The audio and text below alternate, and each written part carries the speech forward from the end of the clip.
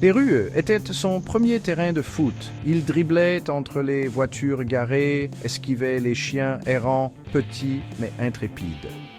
Voici Julien, un garçon amoureux du beau jeu. Sa famille, bien que pauvre, encourageait sa passion. Il voyait en lui un talent qui méritait d'être nourri. Il a rejoint un club local, une bande de gamins dépareillés avec des rêves aussi grands que leur cœur. Julien, avec son jeu de jambes éblouissant et son incroyable capacité à trouver le chemin des filets, est rapidement devenu leur étoile. Son talent n'est pas passé inaperçu. Des recruteurs de grands clubs, impressionnés par ses aptitudes brutes, sont venus frapper à sa porte. Il n'avait que 15 ans, un enfant au seuil de l'âge adulte, lorsqu'il a quitté sa maison pour rejoindre l'académie d'un club renommé. C'était un monde loin des rues poussiéreuses de son enfance. Installation d'entraînement moderne, entraîneur de renom. Il s'est épanoui dans ce nouvel environnement, son dévouement et son travail acharné alimentant son ascension dans les rangs. Julien n'était plus seulement un garçon avec un rêve, il était un jeune homme sur le chemin de la grandeur. Ses débuts professionnels étaient un rêve devenu réalité. Le rugissement de la foule alors qu'il foulait la pelouse sacrée, le poids des attentes sur ses jeunes épaules. Il n'a pas déçu. Sa performance ce jour-là était tout simplement magique. Il a glissé entre les défenseurs avec aisance, ses passes étaient des lasers, ses tirs imparables. Il a marqué 2 buts, son nom scandé par des supporters en délire. Il était le nouveau prodige, l'avenir du football français. Les succès se sont enchaînés, les journaux ont salué son génie. Les sponsors ont fait la queue pour le signer. Il vivait le rêve, son visage sur les panneaux publicitaires, son nom sur toutes les lèvres. Il a acheté une nouvelle maison à ses parents, un témoignage de son succès et de son amour pour eux. Mais la gloire, comme une épée à double tranchant, peut blesser.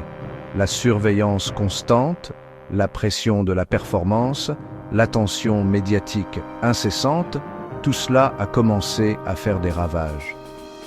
Julien, le garçon qui jouait autrefois pour le simple plaisir, se perdait peu à peu dans le tourbillon de la gloire et de la fortune.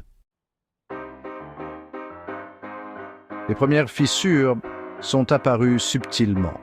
Une séance d'entraînement manquée, une réponse brusque à un journaliste, une dépendance croissante à son entourage. Ces profiteurs qui nourrissaient son ego et le protégeaient du monde réel. Il était entouré de gens, mais de plus en plus isolés, l'adulation assourdissante, le silence assourdissant.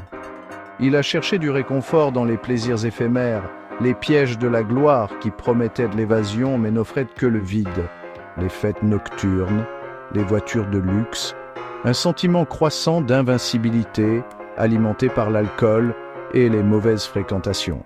Il s'échappait, son talent diminuait, son étoile pâlissait, il négligeait son entraînement, son engagement envers le jeu qui lui avait tout donné. Le garçon qui driblait autrefois entre les voitures garées avait maintenant du mal à naviguer dans les complexités de sa propre vie. La chute a été aussi rapide que son ascension vers la gloire. Une bagarre d'ivrogne devant une boîte de nuit. Sa photo a fait la une des journaux à scandale, non pas pour ses prouesses footballistiques, mais pour son comportement imprudent. Les murmures se sont transformés en accusations. Les supporters lui ont tourné le dos. Son club, lassé de ses frasques et de ses performances en baisse, a résilié son contrat. Le monde qu'il avait autrefois célébré le condamnait maintenant. Il s'est retrouvé seul, abandonné par les amis intéressés qui s'étaient autrefois pressés à ses côtés. Son talent, autrefois son passeport pour une vie de rêve, restait en sommeil, étouffé par de mauvais choix et des occasions gâchées. Il était un exemple à ne pas suivre, un rappel brutal des dangers de la gloire et de la nature inconstante du succès. Le garçon qui rêvait autrefois de conquérir le monde avait été conquis par ses propres démons,